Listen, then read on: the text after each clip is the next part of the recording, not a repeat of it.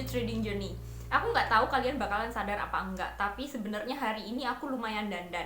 Karena tadi itu waktu aku pagi-pagi habis cuci muka, aku kan pakai skincare. Terus di dalam kotak skincareku itu kan juga ada, bukan cuma skincare tapi juga ada kayak make up gitu yang udah lama nggak aku pakai.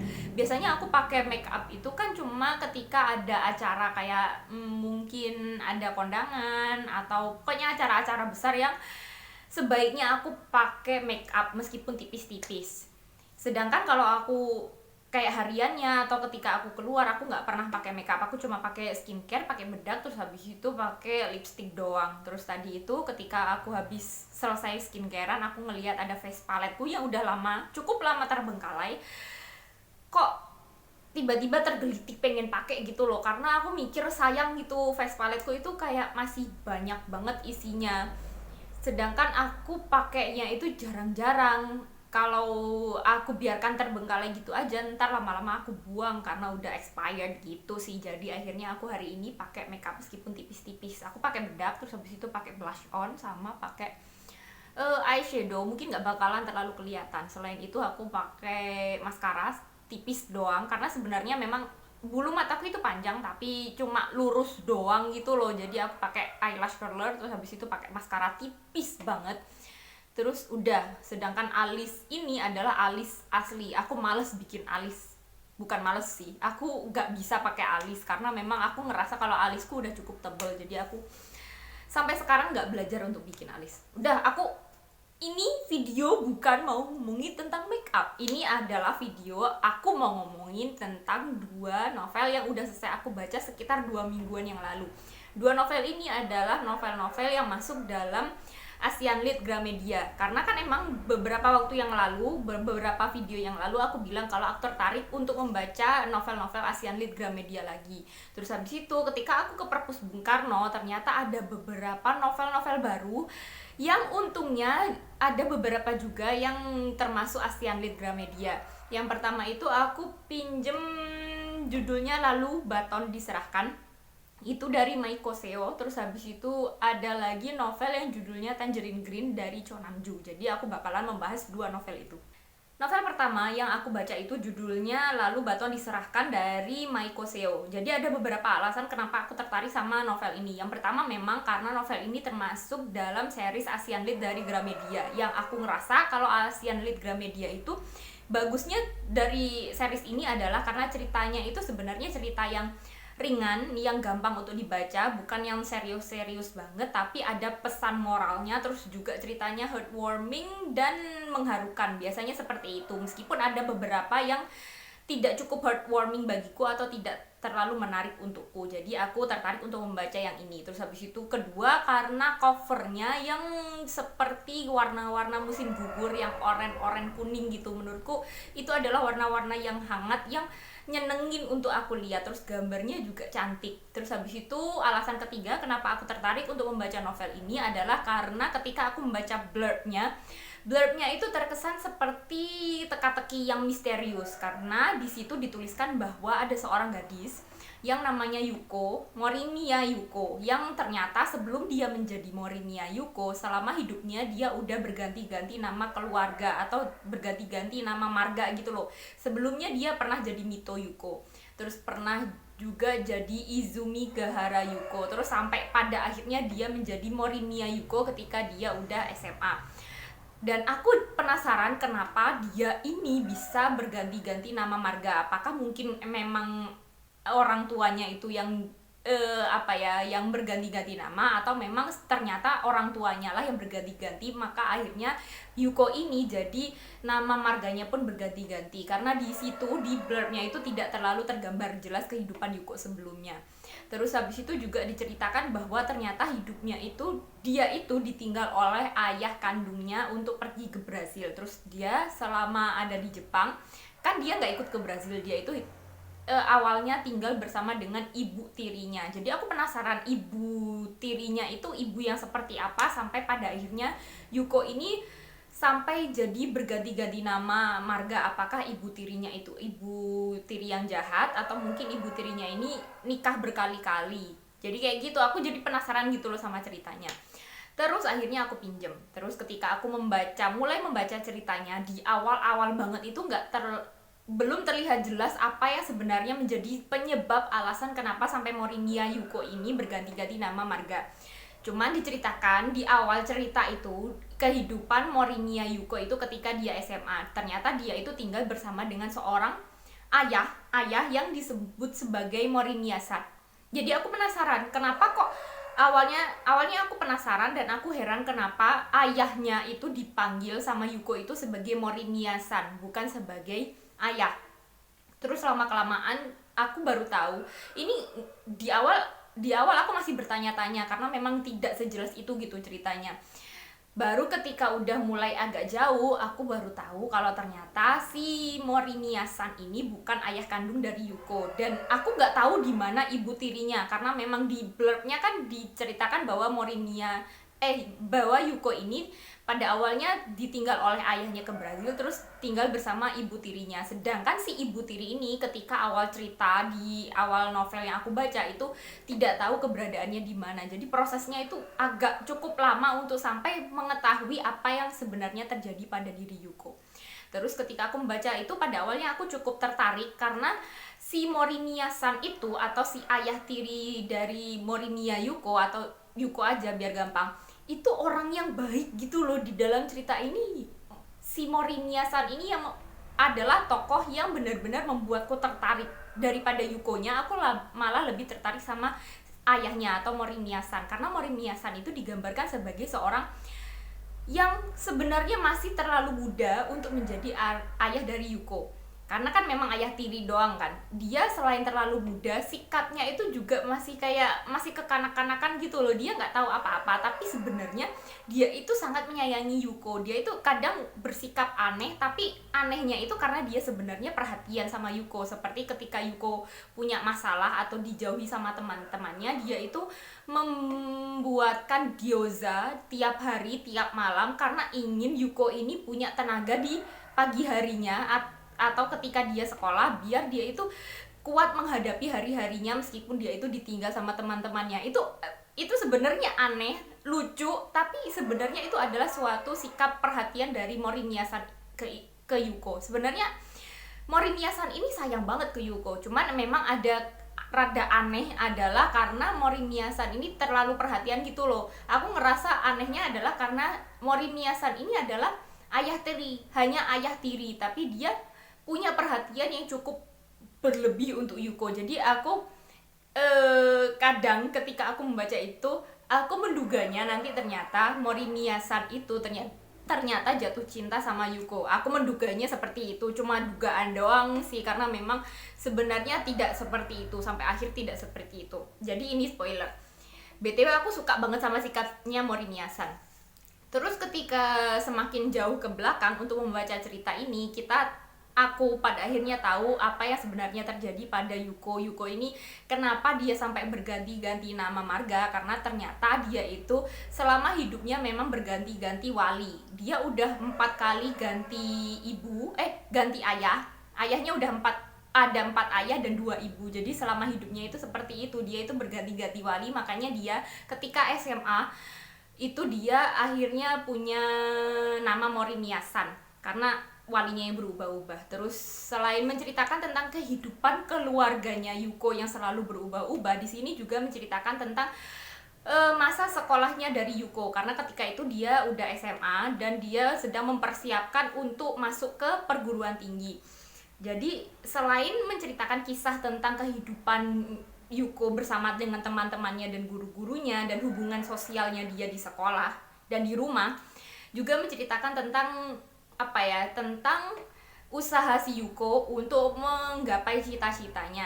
Sebenarnya seperti itu, cuman ternyata setelah aku membaca cerita ini, aku nggak terlalu tertarik sama Yuko. Karakter Yuko ini tidak terlalu menarik menurutku, karena dia itu lempeng gitu loh, orangnya tidak terlalu punya hubungan sosial yang terlalu erat sama orang-orang, bahkan sama orang orang tua asuhnya seperti Mori Miyasan, dia itu kayak terlalu menarik diri atau terlalu memberi jarak antara dirinya dan orang tua asuhnya. Terus dia itu juga tidak terlalu bisa dekat sama teman-temannya. Mungkin karena pengalaman pribadinya sebagai orang yang berganti-ganti orang tua, makanya dia itu tidak mau terlalu terikat sama orang. Mungkin seperti itu. Makanya ketika dia SMA, dia itu meskipun dijauhi temannya, dia itu tidak terlalu merasa terganggu karena dia memang hidupnya hidup sendiri.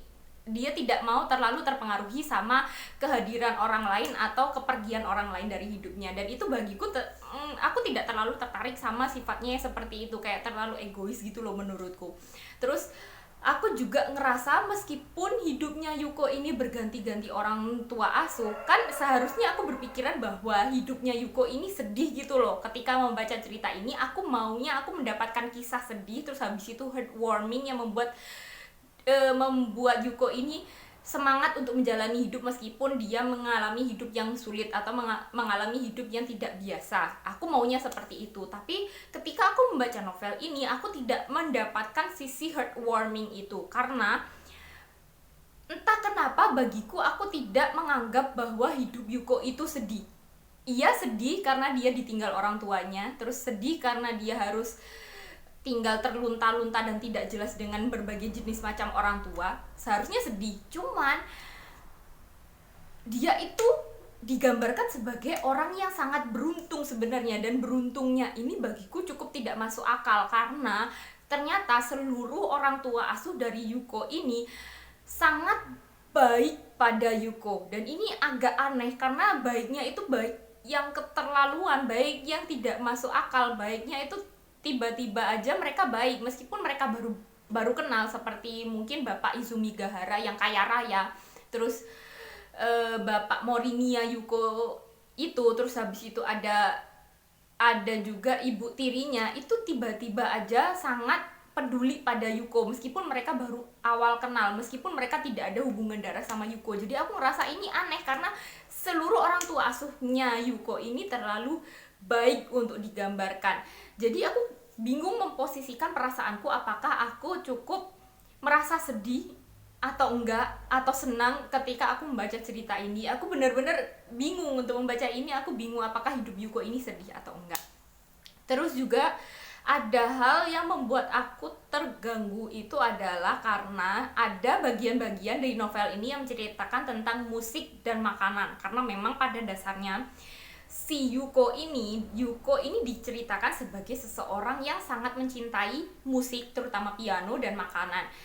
Oke, tidak apa-apa, tidak masalah kalau memang dia mau menggapai cita-citanya di bidang itu, gak masalah kalau digambarkan seperti itu. Cuman di dalam novel ini penggambaran musik dan makanannya itu bagiku sangat monoton dan dan hambar banget ketika dibaca. Kayak musik untuk menggambarkan makanan ya, Yuko ini seringkali dia itu protes ke Mori Miyasan karena Mori Miyasan ini memasak makanan-makanan yang terlalu berat untuk dimakan di pagi hari, atau terlalu bau untuk dimakan di malam hari, atau terlalu makanannya itu terlalu ringan atau terlalu dingin. Jadi ceritanya kayak makanan ini terlalu berat untuk aku makan di pagi hari. Itu berkali-kali dengan berbagai jenis makanan yang berbeda. Itu kayak komennya Yuko adalah antara terlalu berat, terlalu berbau bawang putih kayak gitu. Kayak terlalu monoton dan diulang-ulang. Selain makanan, penggambaran musiknya pun juga seperti itu, gak jauh beda dari penggambaran makanan. Kayak suara melodi ini merasuk ke dalam dadaku dan membuat aku membuncah atau kayak gimana gitu loh. Penggambarannya bagiku kayak apa banget sih, aku gak bisa menggambarkan, memvisualisasikan atau membayangkan musik itu indah dari apa yang digambarkan di dalam novel ini. Kayak bener-bener hambar aja penggambarannya. Jadi itu adalah hal lain yang membuat aku terganggu, selain karena cerita hidup Yuko yang bagiku tidak terlalu sedih. Terus habis itu apalagi ya, kayaknya udah sih itu aja sebenarnya novel ini. Kalau kalian suka sama kisah-kisah kehidupan keluarga sama pertemanan, mungkin bakalan suka. Cuman Ya kayak gitu ceritanya, bagiku terlalu hambar untukku pribadi. Aku nggak tahu kalau kalian, tapi ya udahlah, seperti itu kesanku tentang novel ini. Selanjutnya aku baca novel yang judulnya Tangerine Green dari Cho Namju, yang juga termasuk dalam series Asian Lead dari Gramedia. Pada awalnya aku nggak tahu sebenarnya Cho Namju itu siapa. Tapi ketika aku membaca novel ini, ketika aku pegang dan aku lihat di covernya, ternyata Cho Namju ini adalah seorang penulis bestseller, novel bestseller yang judulnya Kim Ji-young, lahir tahun 1982. Ini novel yang bestseller di Korea, bahkan kayaknya bestseller juga di Indonesia, karena aku udah sering banget lihat. Terus di Ipusnas beberapa waktu yang lalu itu benar-benar antri dalam waktu yang cukup lama. Jadi aku sampai detik itu belum pernah baca novel yang judulnya Kim Ji-young, karena belum ada kesempatan untuk meminjamnya atau untuk membacanya. Terus ketika aku pinjam novel ini, aku berencana kalau ternyata memang aku tertarik atau aku suka sama cerita yang di Tangerine Green, aku bakalan melanjutkan untuk baca novel dari Cho Namju lainnya yang judulnya Kim Ji-young itu. Karena ketika aku buka Ipusnas, ternyata novel yang Kim Ji-young itu udah available, karena memang jumlah eksemplarnya itu ditambah banyak banget, kayaknya ada sekitar 300-an. Jadi aku gampang untuk meminjamnya di Ipusnas. Sedangkan kalau di Perpus Bung Karno, sejauh yang aku tahu, yang Kim Ji-young lahir tahun 1982 itu belum ada. Jadi aku berencana nanti setelah baca Tangerine Green itu bakalan pinjam novel Cho Namju lainnya di Ipusnas. Dan ketika aku buka-buka di Ipusnas, ternyata si penulis ini atau Cho Namju ini punya beberapa novel lainnya atau buku lainnya. Yang pertama itu ya Kim Ji-young itu, karena memang itu yang bestseller. Terus habis itu ada juga novel yang judulnya Dear Hyun Nam, tapi yang Dear Hyun Nam ini masih antrian banget, karena kayaknya jumlah eksemplarnya belum ditambah di Ipusnas dan antrian cukup banyak. Terus habis itu ada lagi buku yang judulnya Her Name Is. Jadi ada 3 di Ipusnas, ada 3. Jadi aku berencana nanti setelah aku baca Tangerine Green itu, aku bakalan baca yang judulnya Kim Ji-young itu. Terus habis itu aku bakalan lanjut untuk membaca buku dari Cho Namju lainnya yang judulnya Her Name Is, dan aku pinjam ini di Perpus Bung Karno, karena Her Name Is itu ada di Perpus Bung Karno, kalau nggak salah ada 2 eksemplar sejauh yang aku tahu. Jadi rencana aku seperti itu. Terus ketika aku membaca novel ini, selain karena aku tertarik karena memang ini masuk Asian Lead Gramedia, juga karena di blurbnya itu ceritanya cukup menarik, menceritakan tentang persahabatan 4 orang anak gadis ketika mereka SMP dan SMA, yang namanya Soran, Dayun, Hein, terus Enji. Dan mereka berempat ini punya semacam janji kalau nanti ketika mereka lulus SMP, mereka itu bakalan masuk ke SMA yang sama agar mereka selalu bersama-sama. Jadi mereka itu bersahabat sampai mereka berjanji untuk terus bersama-sama gitu loh. Tapi ternyata janji itu bukanlah janji yang mudah untuk ditepati, karena ternyata setiap anaknya ini punya perasaan masing-masing dan tujuan hidupnya masing-masing. Meskipun mereka bersahabat, tapi ternyata mereka punya tujuan yang berbeda-beda gitu loh. Iyalah, manusia kan seperti itu, meskipun kita punya sahabat yang deket banget, tapi tujuan hidup kita itu beda, sampai membuat diri kita itu mengalami konflik dalam batin diri kita sendiri. Seperti itu. Jadi aku akhirnya pinjam novel ini. Jadi di novel ini diceritakan dari 4 POV yang berbeda dari keempat anak itu. Ketika aku membaca novel ini, aku memang sudah berekspektasi bahwa kehidupan dari anak-anak ini tidak akan mudah, karena memang masuk Asian Lead Gramedia kan biasanya ceritanya menceritakan tentang kesulitan hidup, terus membuatku sebagai pembaca itu merasa heartwarming, terus habis itu terharu.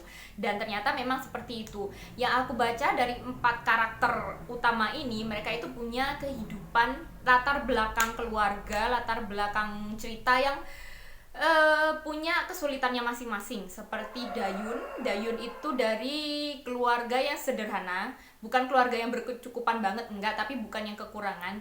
Tapi masalah hidupnya adalah dia itu punya seorang adik yang adiknya itu sakit-sakitan. Makanya kedua orang tua dari Dayun itu sepertinya kurang memberikan cukup kasih sayang ke Dayun. Makanya Dayun ini terus merasa kurang perhatian. Meskipun sebenarnya dia itu disukai sama banyak orang karena dia itu pintar dan baik, tapi dia itu tetap merasa kurang kasih sayang. Karena memang orang tuanya lebih perhatian kepada adiknya yang sakit-sakitan. Terus habis itu ada Soran. Soran dulu ini punya seorang teman dekat banget ketika dia masuk playgroup.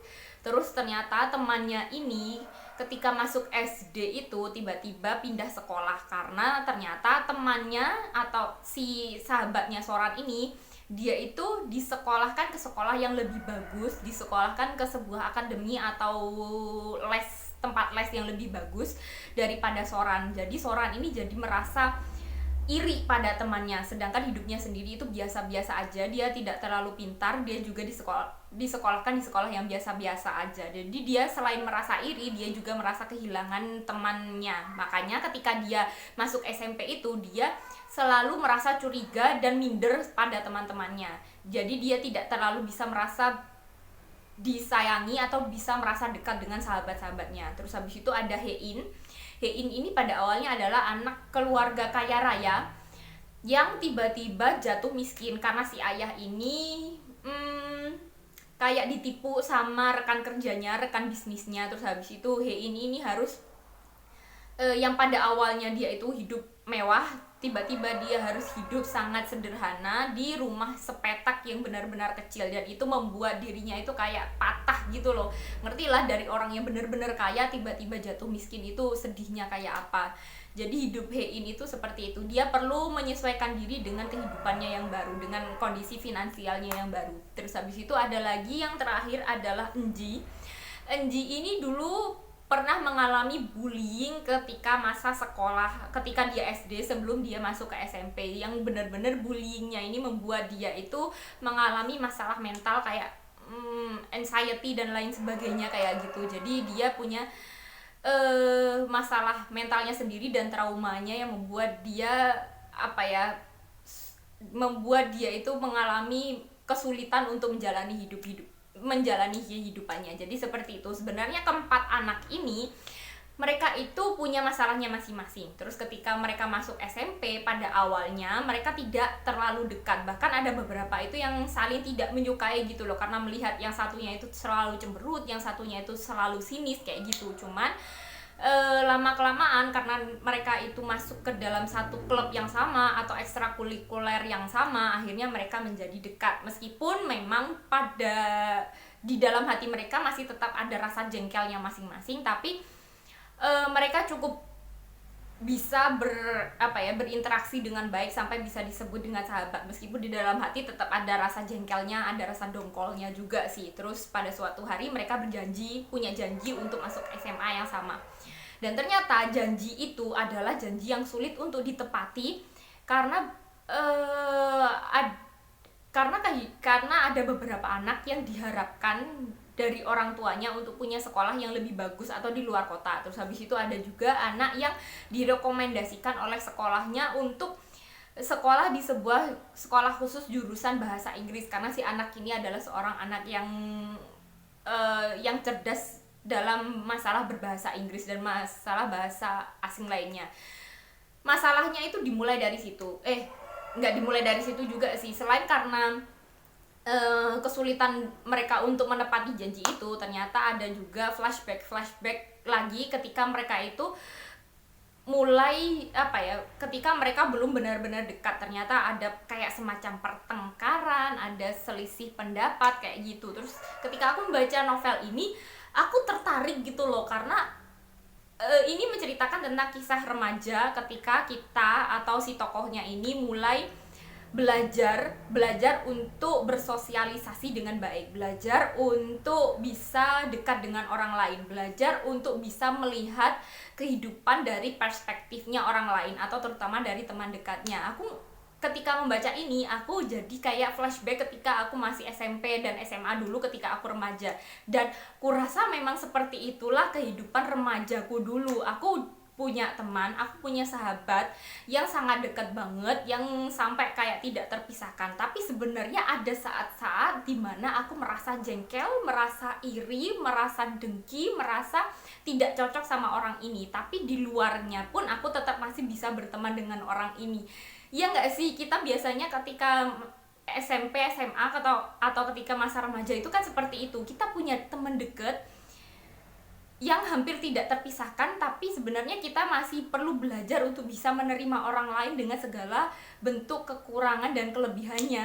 Kayak gitu, aku membaca novel ini seneng banget. Senengnya karena aku seperti melihatku di masa remaja dulu, kayak flashback banget. Terus senangnya lagi karena ternyata novel ini bagiku ada sisi-sisi misteriusnya. Ada beberapa kasus yang dialami oleh si anak yang membuat aku kayak berspekulasi apa yang sebenarnya terjadi. Kalau ternyata kupikir ternyata ada temannya yang benar-benar jahat sama dia atau menusuk si anak ini dari belakang. Tapi ketika kita semakin membaca novel ini sampai ke belakang, kita baru tahu apa yang sebenarnya terjadi. Jadi di belakang itu ada semacam pemecahan apa sih? Kayak di belakang itu ada kilas balik dari kisah ini. Sebenarnya apa yang sebenarnya terjadi itu diceritakan di bagian belakang. Jadi novel ini enak banget untuk dibaca karena di awal-awalnya itu ada semacam pertikaian dan ada misteri yang terjadi kepada si anak. Terus habis itu ketika semakin ke belakang itu semakin terurailah masalah itu. Seneng gitu lah aku bacanya. Itu bukan cerita yang benar-benar bikin jengkel banget, enggak, tapi cukup menyenangkan, cukup membuat aku bergejolak untuk membayangkan masa-masa remaja mereka atau masa-masa remajaku dulu, kayak gitu sih. Bagiku yang ini cukup menarik untuk dibaca. Kalau untuk orang dewasa sepertiku, membaca novel ini membuat aku merasa flashback lagi ke belakang, mengenang lagi masa lalu ketika masih muda, ketika masih remaja, mengenang masa-masa menyenangkan itu. Tapi mungkin kalau bagi kalian ada yang masih remaja yang membaca novel ini bakalan bisa jadi semacam pelajaran hidup untuk kalian yang masih remaja yang membacanya. Dari kedua novel ini yang judulnya Lalu Baton Diserahkan sama Tangerine Green, sebenarnya setelah aku pikir-pikir lagi, latarnya cukup mirip karena menceritakan kisah tentang gadis-gadis remaja ketika mereka sekolah dan menceritakan hubungan si remaja ini atau gadis-gadis ini dengan teman-teman mereka dan juga dengan keluarga mereka.